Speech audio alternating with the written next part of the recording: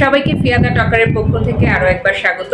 আমি ঠিক যে জায়গায় দাঁড়িয়ে আছি আপনারা হয়তোবা শুনতে পাচ্ছেন যে পেছনে একেবারেই ঝোড়ো হাওয়া, যে শব্দ সেই শব্দটা আসছে এবং একই সাথে বৃষ্টি তো পড়ছেই। সারাদিন একটা ঘরবন্দি অবস্থা, আর রাস্তাঘাট পানিতে টইটুম্বুর।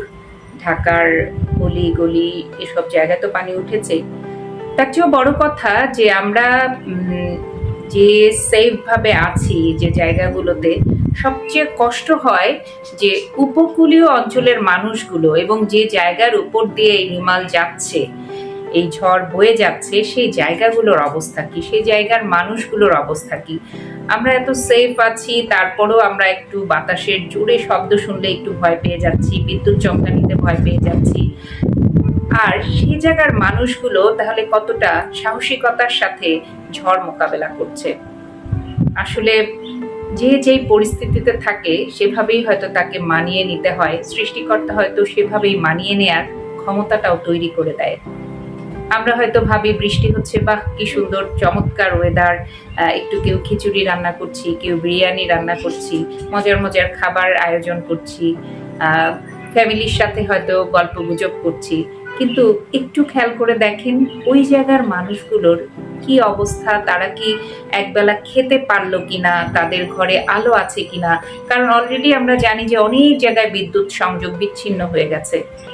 কত মানুষ হয়তো অসুস্থ আছে, কত মানুষের হয়তো গবাদি পশু আছে, হয়তো চোখের সামনে ভেসে যাচ্ছে। তো এই জিনিসগুলো আসলে অনেক বেশি কষ্ট দেয়। এজন্য বলবো যে যার জায়গা থেকে এই মানুষগুলোর জন্য যদি করার সুযোগ আসে তাহলে একটু হলেও চেষ্টা করবেন। আমি বিকেল থেকে বেশ কিছু ভিডিও ধারণ করেছি আমার বাসার মধ্যে থেকেই, এবং তখনই দেখলাম যে আমাদের এখানে যদি এই অবস্থা হয় তাহলে যে জায়গাগুলোর উপর দিয়ে এই ঘূর্ণিঝড়টি যাওয়ার কথা, এরই মধ্যে রিমেল দুর্বল হয়ে গেছে। তারপরও আমরা যে অবস্থায় আছি, আসলেই ওই জায়গার মানুষগুলোর অবস্থা একটু যদি আমরা চিন্তা করি।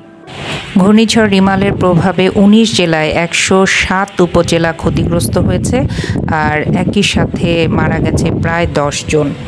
কিন্তু এখন ঘূর্ণিঝড় তার যা তাণ্ডব চালিয়েছে, আবহাওয়া অফিস বলছে এখন এটি নিম্নচাপে পরিণত হয়েছে। কিন্তু দেশের দক্ষিণ পূর্ব দিক থেকে এটি ঘন্টায় প্রায় 60 থেকে 80 কিলোমিটার বেগে বৃষ্টি বা বজ্রসহ বৃষ্টিসহ অস্থায়ীভাবে ঝোড়ো হাওয়া বয়ে যেতে পারে, এরকম একটা সংকেত আবহাওয়া অফিস দিয়েছে। এবং একই সাথে এর সারাদিন বৃষ্টির ফলে রিমালের যে প্রভাব, রাজধানীতেও বৃষ্টি হয়েছে এবং রাজধানীর অনেক জায়গা একেবারে অলিগলি পানিতে ডুবে গেছে। সেই সাথে সারাদিন মানুষ গণপরিবহনের সংকটেও আছে। তো সবাই ভালো থাকবেন, সাবধানে থাকবেন। আর যদি সম্ভব হয় এরকম উপকূলীয় অঞ্চলের যারা অসহায় মানুষ আছে তাদেরকে সাহায্য করবেন, সাহায্যের হাত বাড়িয়ে দিবেন। আমরা মানুষ হিসেবে পাশে দাঁড়ানো আমাদের কর্তব্য।